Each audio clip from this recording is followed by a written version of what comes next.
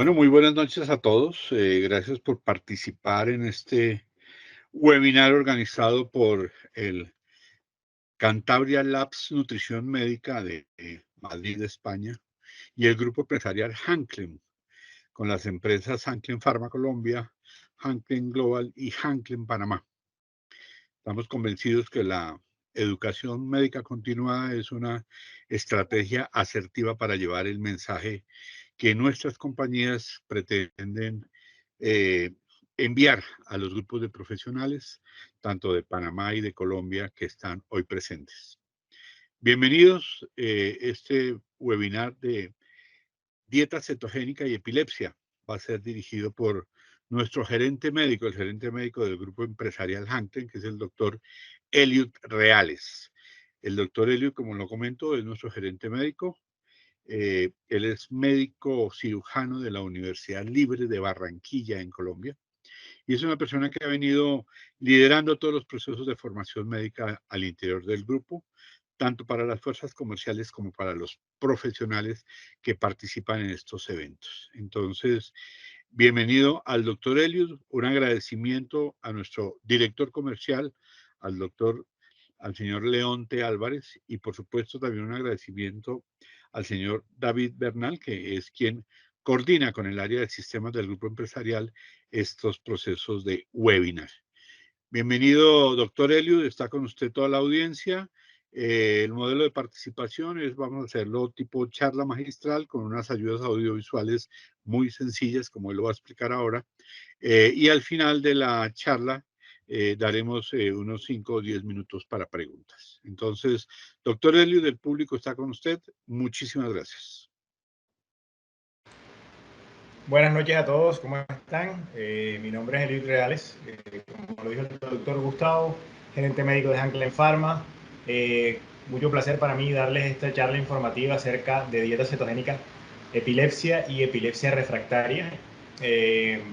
Con la aclaración que sé que hay personal que es médico de enfermería y nutricionistas, entonces la charla se va a dar desde un punto de vista un poquito más global, concentrándonos más en la importancia de pues, cada parte. Para contarles un poquito de mí, pues soy médico general de la Universidad Libre de Barranquilla, especialista en gerencia en salud con un MBA, y pues he estado a cargo de esta parte de aproximadamente 2 años, muy orgulloso de la compañía Hanklin Pharma, del crecimiento que hemos tenido y de todo lo que se ha trabajado en respecto a estas patologías, pues, tanto como la epilepsia refractaria, porque son cosas que uno en el ámbito médico no necesariamente aprende en la escuela de medicina. Entonces, muy agradable para mí estar en esta conferencia. Les agradezco que me avisen con audio si hay algún problema en cuanto a la transmisión. Y pues voy a cerrar lo que es la cámara para poder ya compartir la pantalla y que empiecen a mirar las diapositivas para ir presentando la información. Muchísimas gracias a todos. Un segundito y ya comparto pantalla.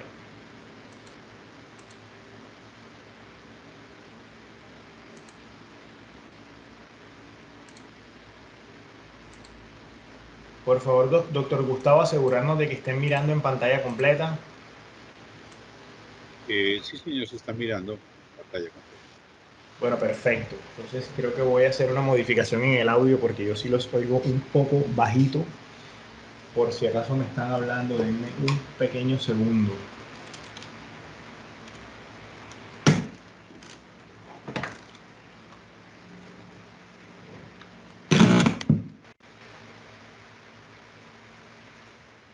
Vamos a verificar que me están escuchando en este momento. Fuerte y claro. Se está escuchando correcto. Sí, por acá se te escucha bastante bien, Eliud. Maravilloso.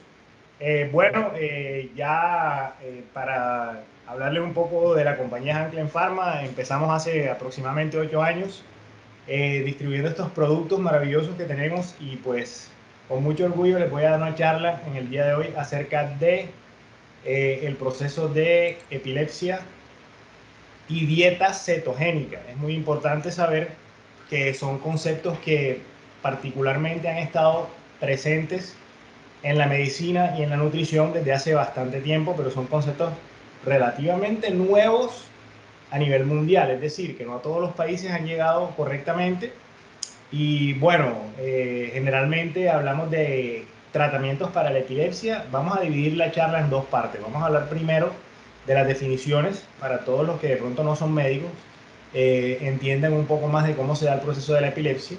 Y luego de eso vamos a hablar de los tipos de dieta que existen y cómo se correlaciona esto con la dieta, los triglicéridos de cadena media, que es de pronto el tema importante en el día de hoy. Entonces, primero que todo, estamos acostumbrados a tener información de la epilepsia como si una situación desde el punto de vista de la neurología, como cerebral, que afecta y que da una sintomatología específica. Pero, ¿qué es lo que necesitamos saber nosotros acerca de epilepsia? Bueno, primero que todo, que es un trastorno cerebral en el cual la persona tiene convulsiones repetidas durante cierto tiempo. Esos tiempos pueden ser ir de segundos a horas e incluso poder ser un estado de peligro para la vida del paciente. Se habla de que una sola convulsión o crisis epiléptica se da en 5 a 10% de la población y puede darse una sola vez en la vida. Y se habla de que más de una convulsión ya es muy probable que sea una epilepsia y se da en el 0.3 al 0.5% de la población. Ahorita les tendré unos datos de su país con respecto a pues, lo que sucede a nivel de país con tema de epilepsia. Convulsión o crisis epiléptica siempre lo hemos definido como episodios de una actividad descontrolada y anormal en las neuronas, es decir, que no se sabe a ciencia cierta qué es lo que está pasando, simplemente que se descontrola. También sabemos que a nivel de la edad que cuenta el paciente, es diferente la etiología posible de esa enfermedad. Como que, por ejemplo, en el recién nacido, estamos hablando de que pues, posiblemente pueda ser encefalopatía hipóxico-isquémica por la razón de qué? De que el niño cuando va saliendo por el canal vaginal, obviamente si es parto natural va a haber un aumento de presión craneal y eso puede inducir a que haya hipoxia, o sea, que el oxígeno no llegue fácilmente al cerebro. En lactantes se habla de que las crisis febriles, o sea, el aumento de la fiebre en niños lactantes ya puede producir episodios de crisis convulsivas, lo cual es, pues, generalmente sabemos que si pasa de 40 grados la fiebre, puede haber una crisis convulsiva. En los niños, síndromes genéticos, que pueden ser millones de ellos. En los adultos jóvenes, que haya pasado un tipo de trauma, una caída, algo que relativamente hizo un cambio abrupto en el cerebro. Cuando hablamos de edad media, o sea, 40 a 60 años, estamos hablando que posiblemente una neoplasia o un tumor. Y en adulto mayor hablamos de que si hay un episodio que nunca ha habido antes, entonces puede ser una enfermedad cerebrovascular, o en algunos países le dicen derrame cerebral, por ejemplo en Colombia.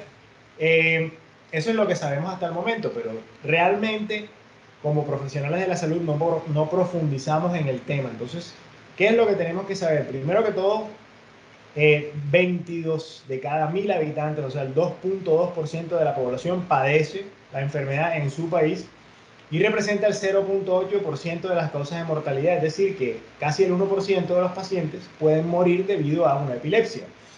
En 2018 se hizo el último estudio de la prevalencia de la epilepsia en Panamá y estamos hablando de aproximadamente 5.7%, lo cual me lleva a 250.000 personas con epilepsia activa. Estos datos, pues de antemano les pido disculpas si hay alguna incongruencia en los datos, porque recuerden que yo no soy del país, pero pues el término científico aparece como la cantidad de población de Panamá, ¿no?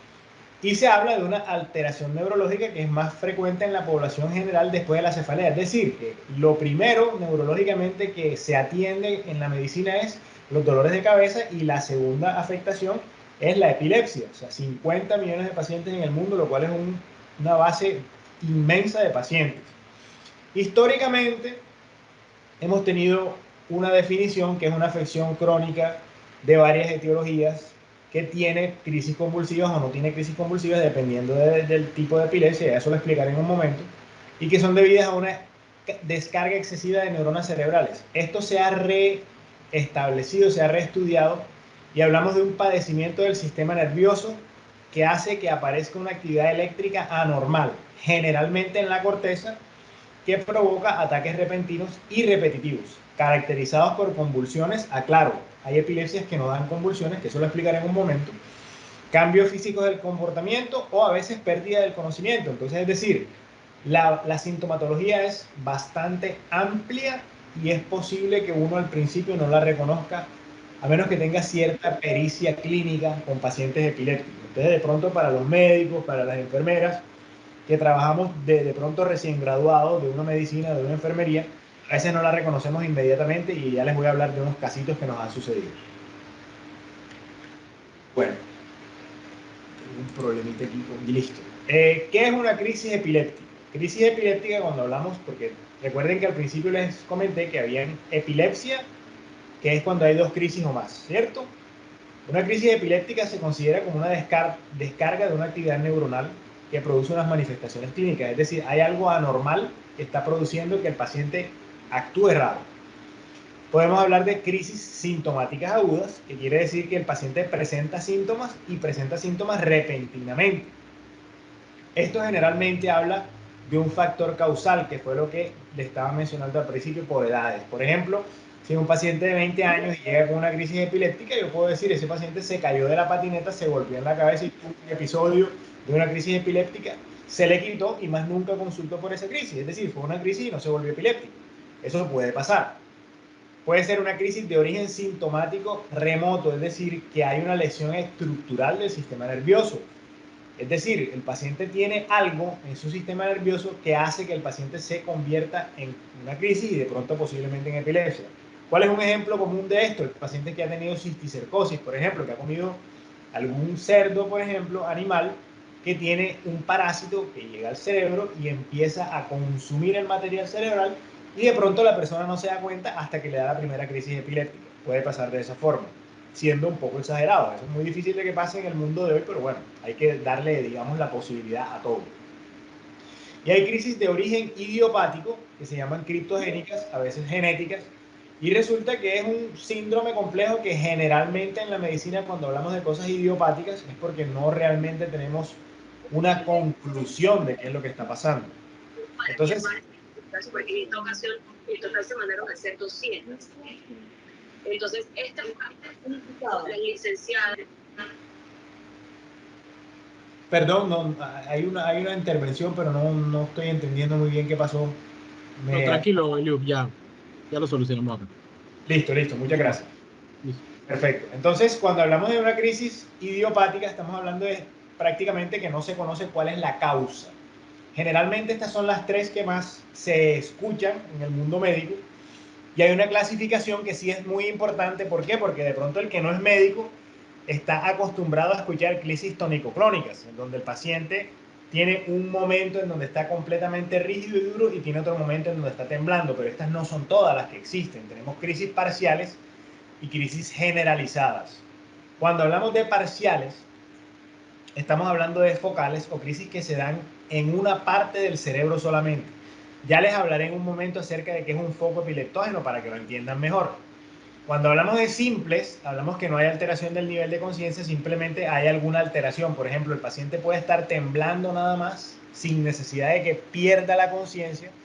Y entonces ahí estamos hablando de que es una crisis simple y no nos damos cuenta. ¿Por qué? Porque es un temblor. Entonces decimos, bueno, este paciente tiene diaforesis, puede ser que se le bajó la presión y puede en ese momento estar teniendo una crisis epiléptica. Complejas es cuando ya empiezan a tener alteración de la función cognitiva, cuando ya el paciente empieza a ver extraño, se desmaya o hay algo que le hace perder la conciencia. Ya ahí hablamos generalmente de una afección de ambos hemisferios del cerebro. Pero también puede haber generalizadas, que son las que conocemos normalmente como crisis clónico-tónicas, que son las que uno siempre ve o siempre se acostumbra a ver en la televisión o en los pacientes que uno ve en el día a día de las crisis, que es un paciente que llega, se pone tieso y después vuelve otra vez a tener su crisis. Pero hay una muy importante que casi nunca tenemos en cuenta en la medicina, que es la crisis de ausencia, que es la pérdida de contacto con el entorno. Es decir, este es un paciente que de pronto está hablando contigo y se queda inmóvil, mudo, no dice nada, y de pronto a los 30 segundos, 2 minutos, 5 minutos, sigue como si ese tiempo no hubiera pasado y tú le dices, ¿qué te pasó? Y no recuerda lo que le sucedió, no recuerda que tuvo una interrupción de su parte cognitiva. Entonces esto es muy importante entenderlo y a medida que vayamos avanzando en el tema se va a dar cuenta por qué. La fisiopatología la traje un poco sencilla por el tema de que no todo el mundo es médico en el auditorio, pero para que lo entiendan de una manera sencilla tenemos, digamos, una conducción eléctrica que sucede a nivel de la neurona. Como ven acá, la neurona en la parte de abajo está esquematizada como digamos, una célula que tiene, digamos, una parte superior que tiene estos vellitos que ustedes ven que se llaman dendritas, que es por donde reciben la información. Pasa por un cuerpo que es el axón y ese cuerpo tiene al final unos bulbos o botones sinápticos que están aumentados aquí. No sé si se ve el mouse donde estoy dando la vuelta. Que están aumentados aquí, ¿por qué? Porque esos botones sinápticos tienen unas vesículas que son como unos saquitos que contienen neurotransmisores. Ahorita lo explicaré más a fondo. Esos neurotransmisores son los que llegan al sitio donde van a actuar, ¿cierto? Y liberan un componente. Puede ser glutamato, que es un neurotransmisor que es excitador, o puede ser el GABA, que es el ácido delta-aminobutírico, que es un neurotransmisor inhibidor. La próxima célula va a tener un receptor que reconoce lo uno o lo otro. ¿Y cuál es la diferencia entre una cosa y la otra? Es que un neurotransmisor le va a decir a la próxima célula que haga una acción. Por ejemplo, si su cerebro le dice a la mano, ciérrate, toda esa información baja por sus neuronas por medio de un conducto, un impulso eléctrico que al final le dice a este botón, libera este neurotransmisor que es el glutamato, haciendo que el músculo se expanda y abra la mano, cierre la mano o cualquier otra cosa que tiene que hacer. Esto se puede dar en términos de transmisión de información, de impulsos de movimiento, de dolor, de reflejo, de cualquier cosa que tenga que ver con el sistema nervioso. ¿Por qué estoy explicando esto así de esa forma? Porque es muy importante entender que en el botón sináptico hay unas vesículas que contienen neurotransmisores, que pueden ser GABA, glutamato y una cantidad de transmisores inmensamente grande más, pero nos vamos a encargar de estos dos por una razón de ser, porque aquí está el impulso eléctrico. Entonces, para ir más a fondo, si ustedes ven esta gráfica, cuando la neurona envía un impulso eléctrico, las polaridades van cambiando dependiendo de la química de la neurona. Por ejemplo, hay salida de potasio, entrada de sodio. Esto es algo que no me voy a meter tan a profundidad con ello porque esto ya pues llevaría bastante tiempo explicándolo, pero la idea es que cuando el impulso llega del sitio A, que lo coloco acá gráficamente como el punto donde se recibe la información, hasta el sitio B, que es el punto donde se da la información, sea músculo, otra neurona, proceso de pensamiento, olor, escucha, dolor, cualquier cosa. Cuando llega aquí al punto B, que es el que recibe o el que transmite el impulso, es cuando la neurona tiene la potestad de dejar que salga un neurotransmisor, cualquiera de los dos que les mencioné anteriormente o cualquier otro, depende de la función de la neurona. Entonces, ¿qué pasa? Ese neurotransmisor va a hacer que la función que esa neurona está buscando se dé o no se dé, ¿cierto? Entonces esto es importante saberlo. ¿Por qué? Porque cuando tenemos una crisis epiléptica, primero que todo hay una epileptogénesis. ¿Qué quiere decir una epileptogénesis? Que es como se da la epilepsia.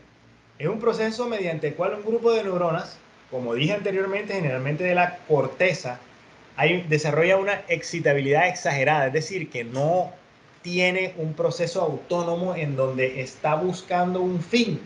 Por ejemplo, mover el dedo, mover el músculo erector del cabello porque sentí que hubo una estática, etcétera, cualquier cosa que pueda hacer el cuerpo, sino que simplemente produce un impulso eléctrico sin que haya necesidad de ese impulso eléctrico.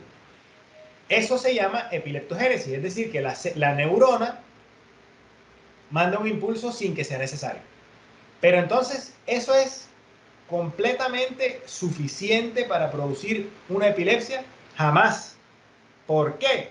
Porque digamos, el cuerpo tiene un sistema de protección, que lo van a ver en un momento, se lo voy a explicar a los que no lo conocen, que si se llega a dañar o a afectar, ya se forma lo que se llama un foco epileptógeno. Y eso sí es importantísimo porque esto sí es lo que produce la epilepsia. El foco epileptógeno, ¿qué es? Nada más y nada menos que la parte donde se produce la epilepsia. Entonces, para avanzar, les comento lo siguiente. Hay algo que se llama región circundante de inhibición. Región circundante de inhibición son la manera en que el cerebro se protege de que no haya, digamos, este tipo de errores en cuanto a la transmisión de impulsos eléctricos. Ahora con un gráfico les mostraré cómo funciona exactamente. Esta región circundante de inhibición se puede perder por varias cosas. Como les dije anteriormente, por un síndrome genético, por un golpe, por una fiebre en un lactante, por un tumor, etcétera, etcétera, etcétera. Y cuando se pierde esta región circundante de inhibición, sucede que pasa que las neuronas tienen alta excitabilidad y pueden mandar impulsos que no son correctos. ¿Cómo sucede eso, por ejemplo? Bueno, primero que todo, si se desarrolla un foco epileptógeno es cuando hay manifestaciones clínicas. Ustedes ven todos estos puntitos que se ven en la gráfica, pueden ser más grandes, pueden ser en un punto cercano a la corteza, cercano a la mitad, lateral, bilateral, cercano digamos, a la parte de la nariz donde se produce el impulso eléctrico del olor, por ejemplo, y cosas de ese tipo. Es decir, eso se puede producir en cualquier parte del cerebro y dependiendo de la parte del cerebro donde se produzca, es la razón por la cual van a haber manifestaciones clínicas tan diferentes, focales, como se les expliqué, generalizadas. Entonces ya nos daremos cuenta que cuando hablamos de una tónico-clónica es porque hay GABA peleando con glutamato, los dos neurotransmisores, uno excitador y uno inhibidor, por ejemplo. Por eso nos explicamos cómo hay síndromes epilépticos, por eso nos explicamos cómo hay un estatus epiléptico. Por ejemplo, un estatus epiléptico es cuando el paciente convulsiona y convulsiona y le das fármacos antiepilépticos y no pasa nada, no lo puedes controlar. Y eso es una emergencia neurológica porque el paciente de tanto, digamos, de tanto trajín del mismo estatus epiléptico puede fallecer. Y entonces nos lleva a un SUDEP, que es el síndrome de muerte súbita por ataque epiléptico. ¿Cómo les explico esto de una mejor manera a los que no son médicos? Por ejemplo, esto de la región circundante de inhibición. Si ustedes ven el gráfico de los cables que está ahí, el cable rojo es la neurona que está transmitiendo la información o el grupo de neuronas que está transmitiendo la información. Y si ustedes ven el cable azul, negro, amarillo que están alrededor, sería la región circundante de inhibición. ¿Qué quiere decir eso? Que esas neuronas en los axones están dominadas por GABA, entonces la corriente no puede pasar de un lado a otro, ¿cierto? Si esa región se daña, obviamente esa corriente que está siendo transmitida por el axón se puede ir hacia cualquier lado. Ese es el principio detrás de un foco epileptógeno y una producción de epilepsia. Llegamos a este punto para poder explicar el por qué pasa y para poder explicar qué tiene que ver el hecho de que tú tengas una dieta cetogénica, que es lo que me imagino que vinimos a hablar en el día de hoy. Entonces, ¿qué es el estatus epiléptico? El estatus epiléptico es la complicación aguda más grave. Son crisis prolongadas y cuando hablamos prolongadas hablamos de más de 30 minutos. O crisis que se repiten y no llegan al estado basal, es decir, que no llegan a normalizarse. Como les dije anteriormente, son causal del SUDEP o la muerte asociada a la epilepsia, muerte súbita asociada a la epilepsia, en inglés sudden death. Y esto varía entre un 4 y un 37% de mortalidad en los pacientes, o sea, es una crisis importante. Todos sabemos, los que somos médicos, que si el paciente se controla está bien. Entonces, ¿por qué llega a suceder esto? Hay unos números que tienen que ver con el tratamiento.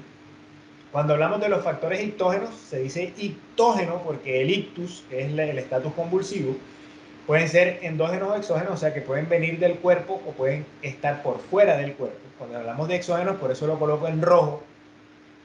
Puede ser por alcohol, puede ser por drogas, por abandono de tratamiento, drogas alucinógenos que usan los chicos en estos días y cosas de diferentes índoles, que aparte de los síndromes que hemos mostrado, de los golpes, de los cánceres, etc.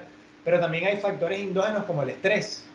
Es decir, un paciente que vive estresado, y lo digo para nosotros los profesionales de la salud es importante porque yo personalmente lo he visto pasar en colegas que están tan estresados en su trabajo que les termina dando un episodio convulsivo que nunca les repitió, pero les termina dando. Entonces es importantísimo saber que eso puede pasar inclusive por un estrés mal tratado.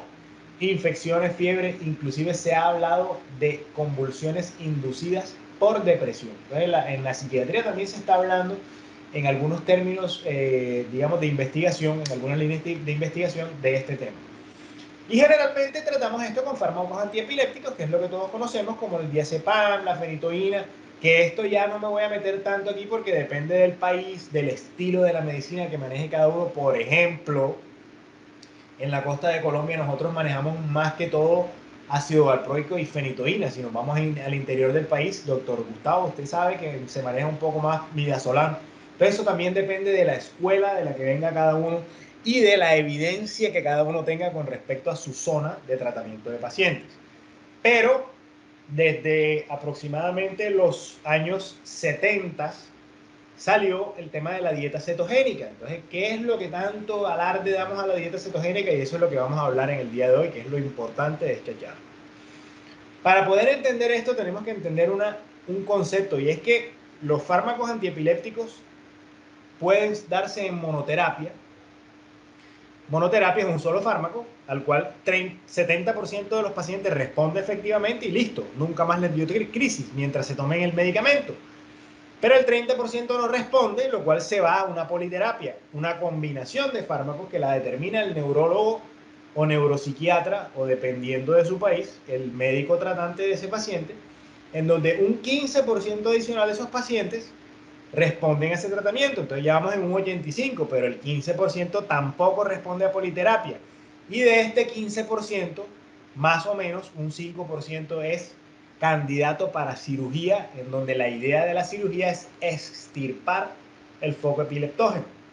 Pero ¿qué pasa cuando ese foco epileptógeno, primero que todo, está en varias partes del cerebro? Son 7 focos epileptógenos. Más daño le vas a hacer sacándole esos focos que dejándoselos ahí, por ejemplo. ¿O qué pasa cuando esos focos epileptógenos están muy cercanos a un nervio óptico? Por ejemplo, no vas a sacrificar un ojo, ¿cierto? Para los que son cirujanos, por la epilepsia. Entonces es un tema de riesgo-beneficio. Y al final, de los que no son candidatos para cirugía, queda más o menos un 10% de los pacientes que son refractarios. Y lo que quiere decir refractario es que no responden a nada. Es decir, que siguen con sus crisis convulsivas. No importa que ya lo trataste con medicamentos, no importa que fue o no fue candidato para cirugía, etcétera, etcétera, etcétera. Y esta es la razón por la cual al final aparece el concepto de dieta cetogénica. Entonces, la epilepsia refractaria se considera ese paciente que haya utilizado por lo menos 2 anticonvulsivantes en dosis adecuadas sin alcanzar un estado libre de crisis. O sea, que nunca se le quitaron las crisis. Y esto es importantísimo porque esto fue el concepto que inicialmente hizo que se inventara esta dieta cetogénica. No que se inventara, sino que se diera, digamos, la relación entre la cetogénesis y la dieta, que la vamos a decir en este momento. Esto es lo que se llaman pacientes fármaco resistentes. La dieta cetogénica consiste en una disminución en los carbohidratos, un aumento en las grasas y tratar, y digo tratar porque voy a mostrar 2 tipos de dieta cetogénica, pero hay muchas. Entonces, no es lo único que tiene la ciencia, pero por tema de tiempo explicaremos bien 2 tipos de. Tratar de mantener las proteínas iguales, es decir, los requerimientos proteicos diarios iguales para esos pacientes. Entonces, ¿cómo funciona? ¿De qué manera funciona esto? Bueno, primero que todo, es un tratamiento no farmacológico, es un tratamiento nutricional que tiene 3 condicionales. ¿Cuáles son los 3 condicionales? Que sea rico en grasas, es decir, que las grasas se aumentan drásticamente, que sea adecuado en proteínas o normoproteico y que sea bajo en carbohidratos, con el fin de promover cetosis. ¿Cómo así que promover cetosis? ¿Qué es cetosis para el que no es médico o nutricionista? Es un estado en el cual el cuerpo utiliza grasa para obtener la energía en vez de los carbohidratos. En algún punto, no de la medicina, sino de la medicina, digamos, tradicional china, de la medicina oriental, se habló de que el ser humano no necesita carbohidratos para vivir. Eso es un tema muy polémico, no nos vamos a meter con eso hoy porque hay varias, digamos, variantes de las ciencias médicas. Hay unas personas que defienden uno y lo otro. Lo que sí podemos asegurar es que si el cuerpo humano se ve en el rigor de no consumir carbohidratos, el cuerpo humano se obliga a la cetosis. ¿Por medio de qué? Un estadio que se llama gluconeogénesis. Esa gluconeogénesis es la creación de glucosa a partir de sustratos que son grasos, que no tiene nada que ver de la glucosa. Entonces, por eso les voy a hablar de 2 tipos de dieta cetogénica para que se nos entienda en el día de hoy qué es lo que principalmente estamos transmitiendo. Hay una dieta cetogénica clásica, que fue la primera que apareció, fue la que se diseñó por el Dr. Wilder en los años 20, que se llegó a decir que era la proporción estándar de oro 4.1. ¿Qué es eso de 4.1? Quiere decir que por cada gramo de proteínas más carbohidratos, el paciente debe consumir 4 gramos de grasa. Por eso es el radio cetogénico de 4:1. 90% de las calorías provienen de las grasas, 6 al 5% de las proteínas y 4 al 5% de los carbohidratos. En general, esta dieta está reservada para lactantes, para el niño que nace, que ya se sabe que es epiléptico desde el principio. ¿Por qué? Porque es una dieta tan estricta que va a necesitar una balanza de gramaje, que peses todo lo que el paciente se come. Entonces, el tipo de, digamos, de nivel estricto que se necesita para este tipo de dieta es muy grande, muy amplio, y es muy difícil de mantener en una casa de un adulto, en una casa de un niño, porque ¿cuál es digamos, el principal reto que tenemos los médicos y los profesionales de la salud con respecto a estas dietas cetogénicas? Es que estos pacientes no la sigan. Entonces es bastante difícil con un tipo de dieta como este.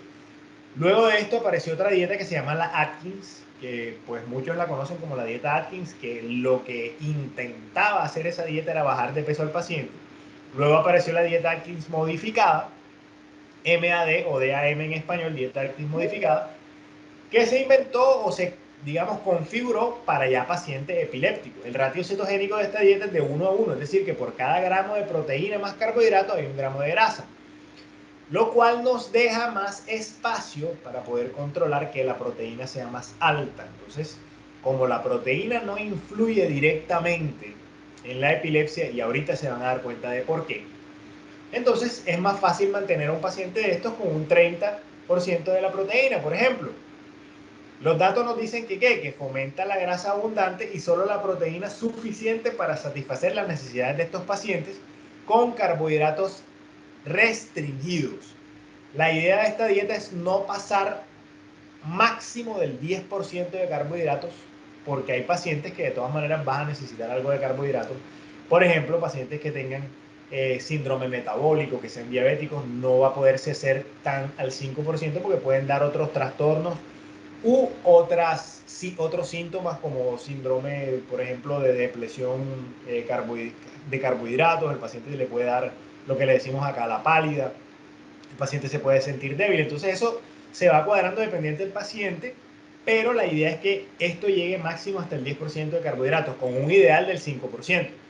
¿Cierto? Que el 68% de la energía proviene de la grasa, se reevaluó y se dijo que el 65% más o menos, que de las proteínas el 30% y que de los carbohidratos 5%.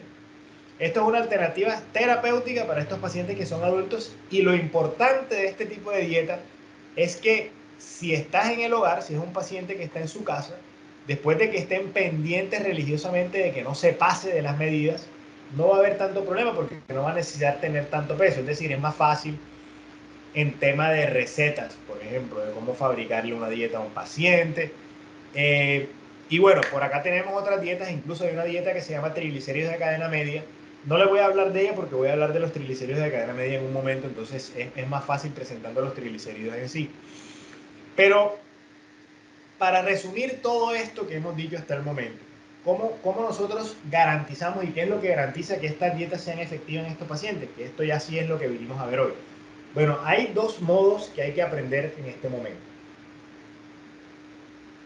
Primero, que cuando un paciente hace cetosis, es decir, que este paciente, el cuerpo se obliga a convertir grasas en glucosa porque no está consumiendo nada de glucosa.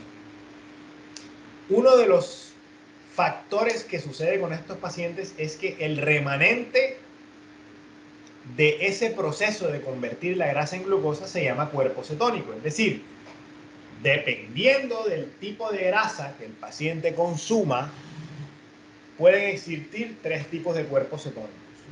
Estos cuerpos cetónicos son el ácido beta-hidroxibutírico o hidroxibutirato, el acetoacetato y la acetona.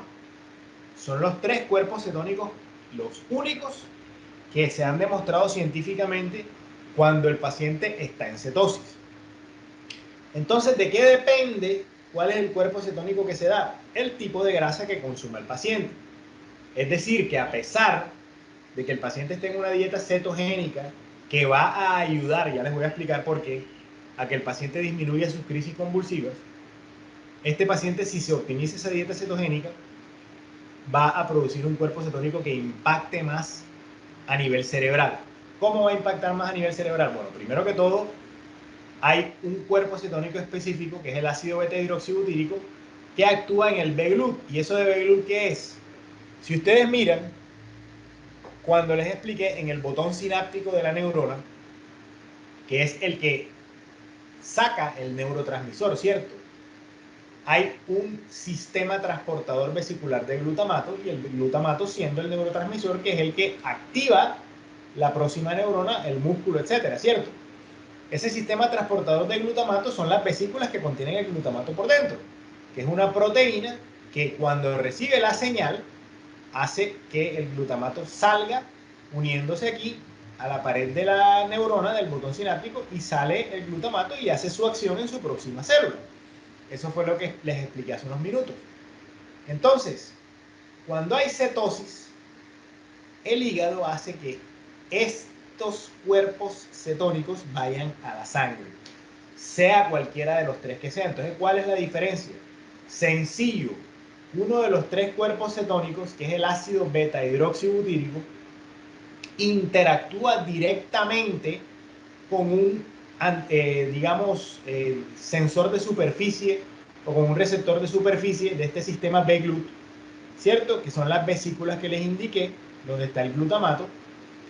Se adhiere a ella y no permite que ese glutamato salga y haga su acción. ¿En qué se traduce eso? En que si tú produces un cuerpo cetónico que es el ácido beta-hidroxibutírico, estás haciendo que las neuronas que están descontroladas, ¿cierto?, que están produciendo la crisis epiléptica, no puedan enviar el glutamato que tienen que hacer, y entonces eso para de entrada la actividad anormal que hay en la neurona. ¿Por qué? Porque esa neurona, a pesar de que su interacción con el medio está siendo errática, no tiene manera de sacar ese glutamato y de continuar esa transmisión. Entonces es muy importante saber eso, y es muy importante entender que la cetogénesis da como producto, una vez convierte las grasas en glucosa, uno de los tres cuerpos cetónicos, que pueden ser nuevamente acetona, acetoacetato, perdón, o ácido beta-hidroxibutírico, beta-hidroxibutirato, lo han llamado de diferentes maneras. No confundir con el HMB, que es un suplemento nutricional, que es otra cosa completamente diferente. Entonces, si nosotros tenemos en cuenta esto, podemos decir que el cuerpo cetónico por excelencia, voy a devolver un poquito las diapositivas, que impacta directamente la epilepsia, es el ácido beta-hidroxibutírico. Ese es el que tiene la capacidad de ¿qué? De acoplarse al receptor de superficie del B-GLUT, que es el sistema de transporte vesicular de glutamato, e inhibir que salga el glutamato, por tanto, parar la acción errática que tiene esta neurona o estas neuronas a nivel cerebral, por tanto, disminuyendo inmediatamente la cantidad y la severidad de los ataques convulsivos. El acetoacetato y la acetona no tienen esa capacidad. Y recuerden, esto va más para los que son médicos, que hay procesos, por ejemplo, la cetoacidosis diabética. En la cetoacidosis diabética hay un montón de cuerpos cetónicos, pero que son más que todo acetona, que es algo parecido a lo que sucede en un paciente alcohólico cuando está completamente alcoholizado, que tiene mucho alcohol por encima de la capacidad de procesamiento del hígado, y que produce cuerpos cetónicos y está en cetoacidosis alcohólica. Es más o menos parecido, pero ¿qué pasa? Que esos cuerpos no están produciendo ácido beta-hidroxibutírico, sino acetoacetato o acetona, que no es relevante para el tema de la epilepsia. Eso es muy importante, porque acá en Colombia nosotros bromeábamos en algún punto con el tema de que, bueno, si fuese así, simplemente le dices al paciente, toma alcohol y no te da más epilepsia. Pero eso es algo que hay que aclarar. Entonces llegamos a ¿qué? A que existen varios tipos de triglicéridos. Triglicéridos son las grasas que utiliza el cuerpo, ¿cierto?, para producir estos, digamos, estos cuerpos cetónicos, obviamente producir la glucosa que necesita el cerebro cuando está en un estado de cetosis.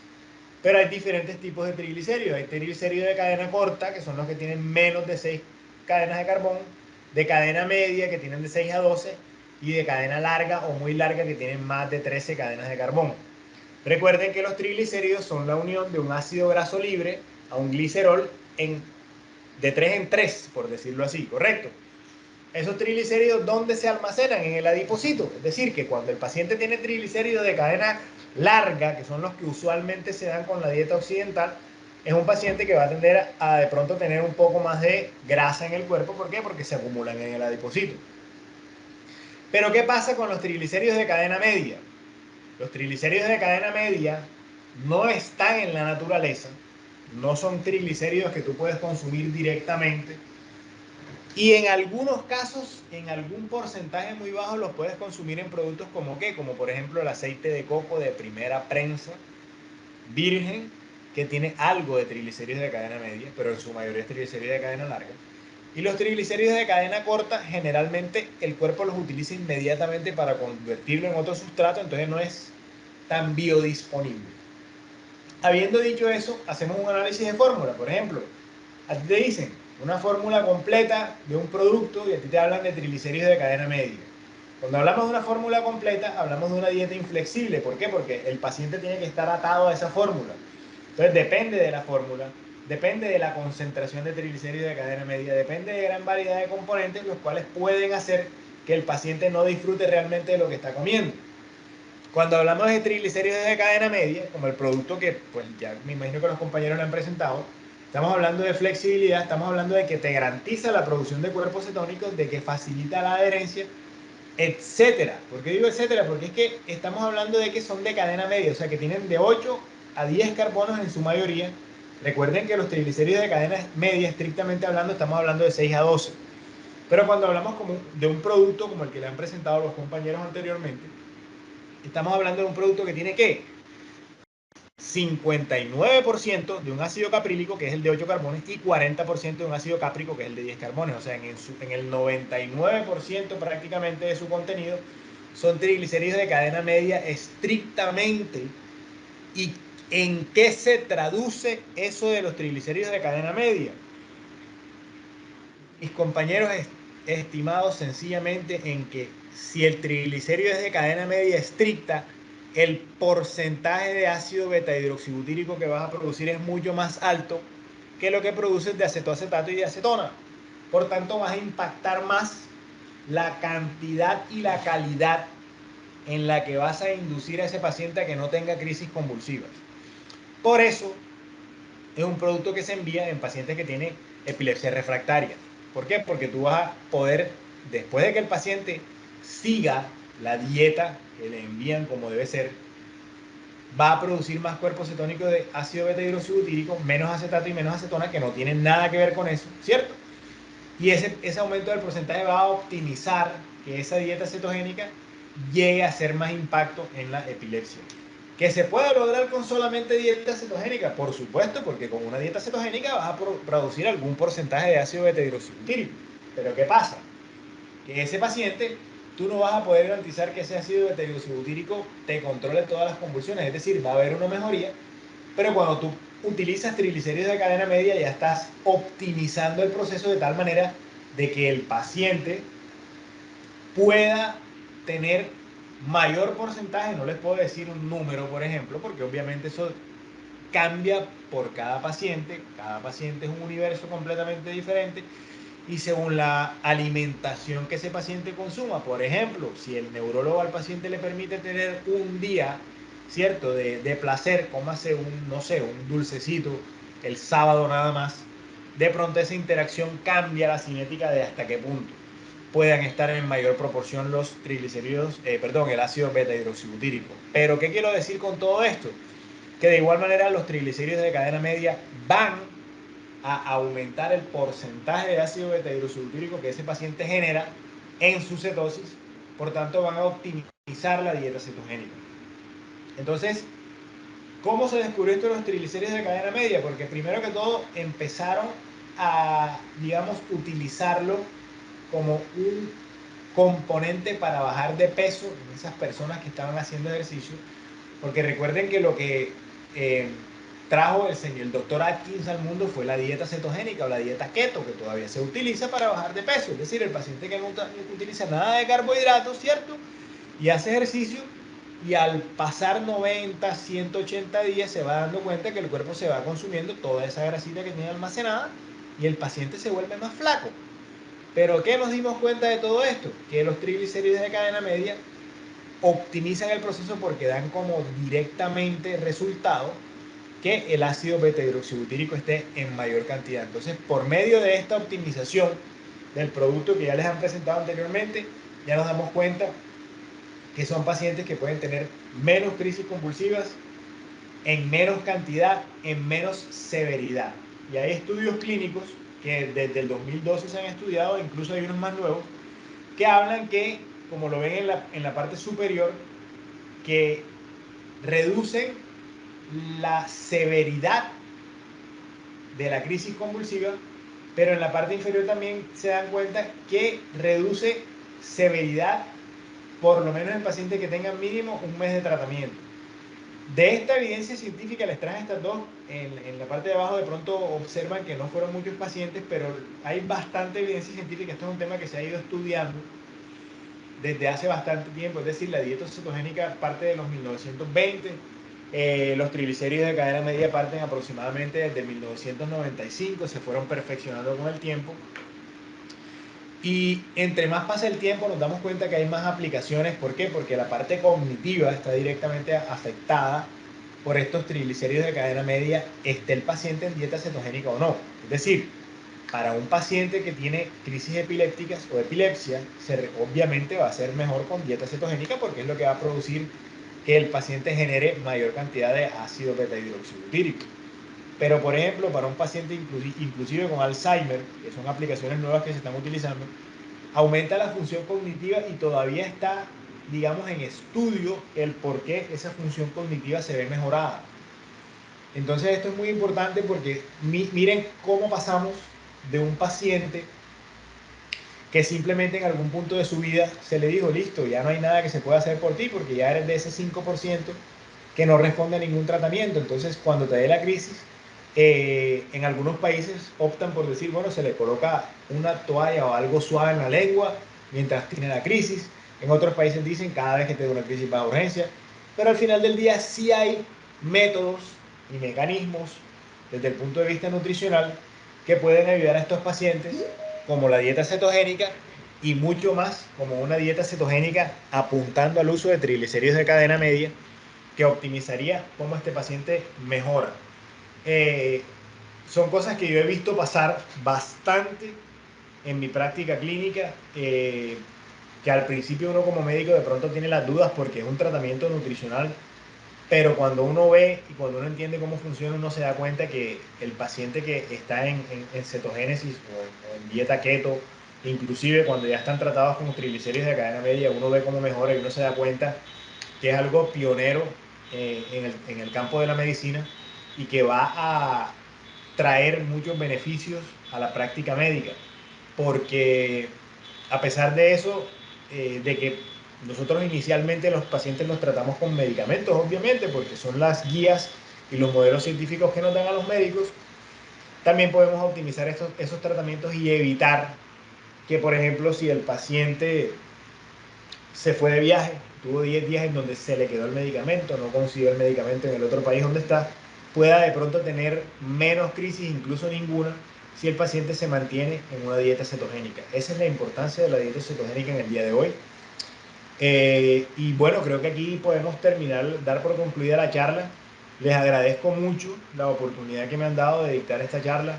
Es un tema muy interesante y pues estos espacios ya pueden ser dirigidos por medio del doctor Gustavo, por medio de David, en cualquier momento que ustedes lo soliciten. Así que muchísimas gracias. Doctor Gustavo, no sé si quiere abrir un espacio para unas preguntas. Voy a dejar de compartir un momentito. Doctor Eliud, muchísimas gracias por su muy buena presentación. A las 31, 32 personas que alcanzaron a estar en nuestra reunión, damos una apertura para algunas preguntas. Si alguien del público tiene alguna pregunta para el doctor Eliud sobre el tema que acabamos de explicar. Gracias. Por favor, levantar la mano a los que deseen para que el señor David, que es el moderador, les abra el micrófono y pueda participar con la pregunta.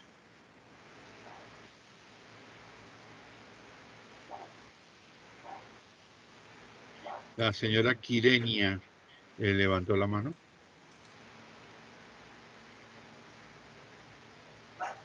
Adelante.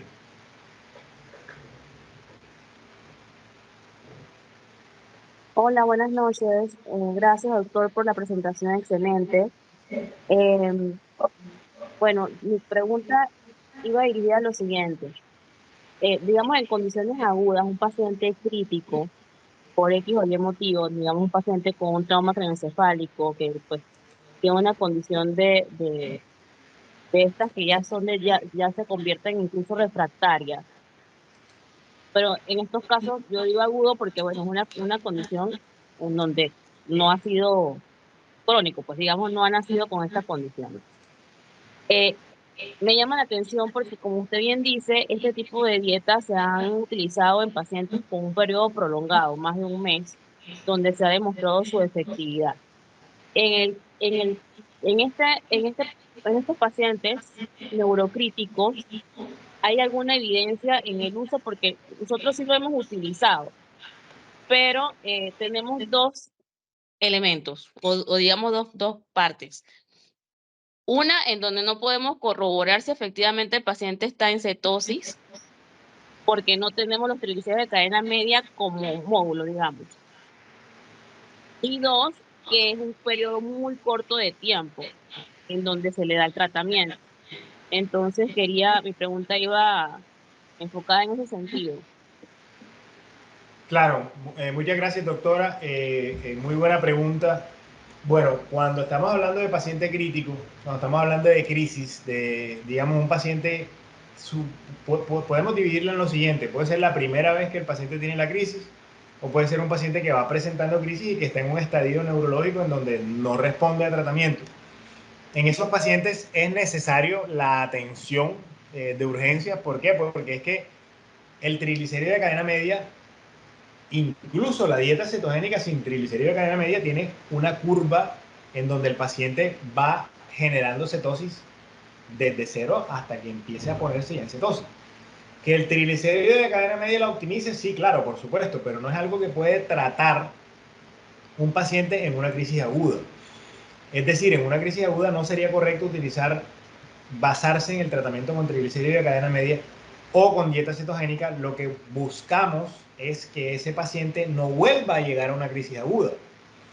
Es decir, que ese paciente, una vez se controla por medio de medicamentos, se vaya a casa y se optimice el medicamento de tal manera de que ya no le vuelva a suceder que tenga una crisis tan severa que necesite urgencia. Ese es, digamos, el principio detrás de la dieta cetogénica, mucho más cuando se utiliza con triglicéridos de cadena media. Entonces, ¿cómo sería la interacción con ese paciente en ese sentido? Ese es un paciente que llega, se trata con el fármaco de elección de su urgencia, porque como le digo, cada protocolo es diferente en cada hospital, en cada país. Cuando el paciente esté controlado, ese paciente sale a su casa con un plan de dieta cetogénica que incluye o no incluye, dependiendo, la idea es que lo incluya un triglicérido de cadena media, y ese paciente en un periodo de tiempo de aproximadamente, inclusive tan corto como 7 días, ya va a empezar a experimentar los cambios cognitivos, porque hay cambios cognitivos que va a dar esa dieta. Por ejemplo, el paciente no se va, nosotros en Colombia le decimos abotagamiento, no sé cómo le digan allá, que es un estado en donde el paciente se siente como pesado, como que en cualquier momento le va a dar la crisis, como que ahí viene, pero no sé si viene. Eso el paciente lo deja de sentir, tan corto como en 7 días utilizando triglicéridos de cadena media. Entonces, ¿cuál es la idea detrás de todo esto?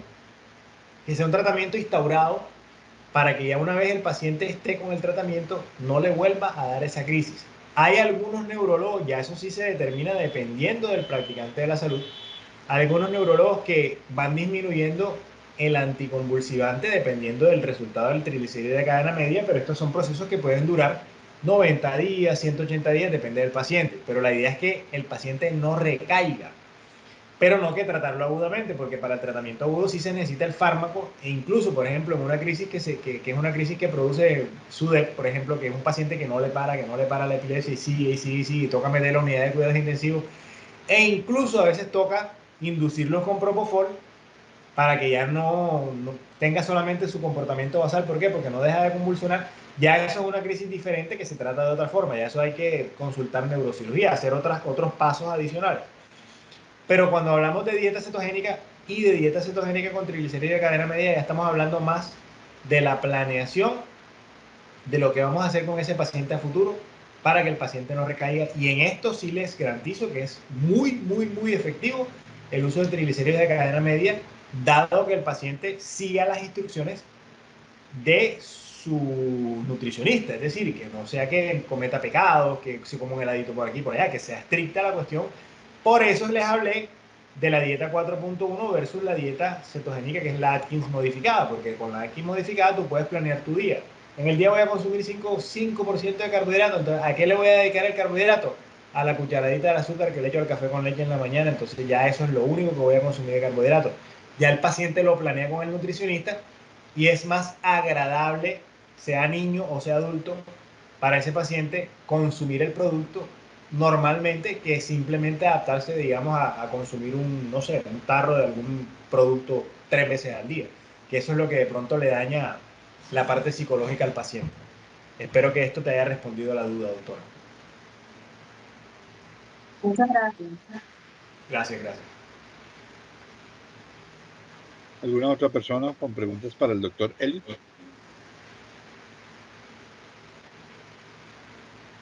La señora Mirna Iwanei levantó la mano. Adelante. Buenas noches, ¿me escucha? Sí la escuchamos, buenas noches. Lamentablemente me disculpan, pero entré tarde por compromisos que tenía. Pero mi pregunta es, quería solo dirigirte una preguntita. En pediatría, ¿sí? Del 90% de las grasas, ¿qué porcentaje ustedes utilizan de triglicéridos de cadena media? Bueno, esa pregunta es excelente porque eso es algo que no compartí en la charla, pero sí es muy importante saberlo. Bueno, yo di dos pautas, doctora Mirna, yo di dos pautas con respecto a las dietas. Hay una dieta que se maneja, que es la Atkins modificada, que se maneja más o menos 65% de grasa. Esa es la que está más aconsejable en estos pacientes, sea en niños o sea en adultos. ¿Por qué? Porque es más fácil utilizar el componente de la proteína en estos pacientes, manteniendo la relación más o menos en el 5% de carbohidratos. Usualmente el objetivo es que la mitad de las grasas sean triglicéridos de cadena media, la mitad. Es decir, que la mitad de las grasas, el consumo de las grasas normales por lo que coma el paciente, digamos, que la carne, que el aguacate, grasas saludables o no, depende del plan nutricional, sea la mitad de las la mitad del contenido calórico. Es decir, si un paciente, por decir algo, esto lo voy a decir muy por encima, pero como para darme a entender. Si un paciente tiene 2000 calorías, 65% de esas calorías diarias serían de grasa. Estamos hablando de 1200. Entonces, nuestro objetivo sería que más o menos 600 calorías fuesen de triglicéridos de cadena media, o sea, la mitad del consumo diario. Cada caloría de grasa tiene, cada gramo tiene 9 calorías. Entonces ya ahí nos tocaría ajustar la dosis a eso. Digamos, puede ser entre 50 a 100 cc del producto al día, dependiendo del paciente. Entonces eso nos lleva a una disyuntiva, que es que el paciente debe empezar el producto gradualmente.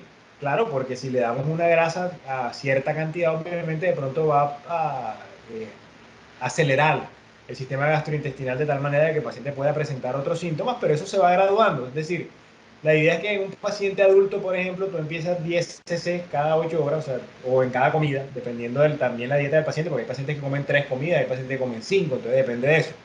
Supongamos que es la dieta estándar, 3 comidas al día. Ese paciente empieza consumiendo 10 cc en cada comida y a tolerancia se le va aumentando hasta que llega al objetivo, por ejemplo. Esa es la manera en que usualmente se trabaja, doctor. No sé si fue lo que estaba esperando escuchar.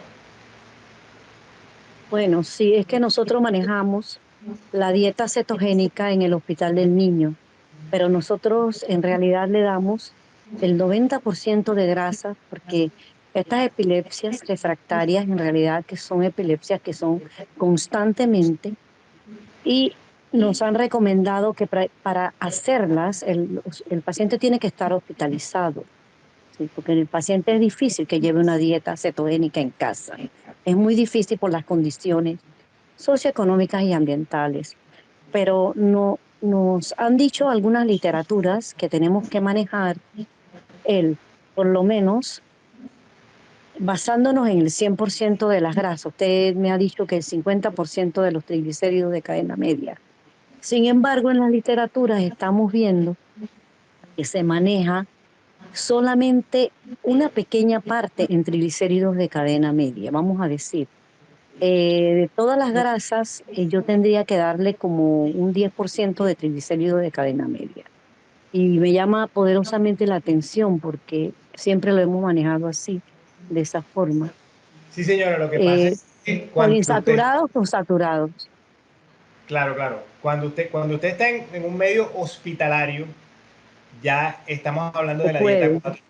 Ajá, Entonces, cuando estamos exactamente. Ya en casa, ya exacto, yo mencionaba la dieta que estamos hablando, que es la Atkins modificada, que es la del 65% de grasa, cuando el paciente está en casa. Cuando el paciente está hospitalizado, sobre todo si es infantil, sí Ajá. se maneja en el 90%, pero esa es una dieta que requiere que todo se pese con balanza de gramaje, que todo digamos, es mucho más estricta, por eso se utiliza en hospital la 4.1. Sí, La idea 4.1. Exacto, la idea detrás de los triglicéridos de cadena media, doctora, es un, digamos, es un factor que puede ir cambiando. Sí se puede atinar a un 10%, pero entre más porcentaje le des de triglicéridos de cadena media, lo que vas a garantizar es que haya más porcentaje de ácido beta-hidroxibutírico, que es el que funciona como prácticamente un neuroinhibidor para estas neuronas que están actuando erráticamente. Entonces, en un niño tampoco podemos decir que vamos a atinar a un 50%, porque eso es en un adulto basado en que su Ajá. dieta incluye un 65% de las grasas, pero en un 90% de las grasas no podemos atinar a la mitad.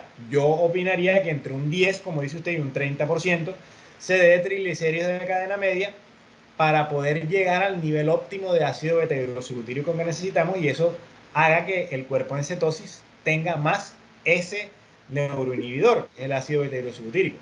Pero en un caso de hospitalización sí funciona como usted lo dice y tiene toda la razón. La evidencia te habla de entre un 10 y un 20% que se ha demostrado científicamente en estudios más recientes que hasta el 30 no hace ningún daño, porque a un niño darle más de un 30% de contenido, sobre todo en un neonato, ya es un poco más complicado. Entonces, de pronto la aclaración es que una cosa es completamente diferente en adultos que ya en niños que estén en lactancia, por ejemplo, y ahí la cosa funciona un poco diferente, doctora, eso sí ya cambia. Sí, esto prácticamente es a partir de un año de edad que lo hemos hecho. Gracias. Sí, Bueno, señora, gracias. siendo las 7:40 de la tarde, de la noche ya, le damos las gracias a todos los asistentes a este webinar. Por supuesto, les haremos llegar la programación de los siguientes webinarios.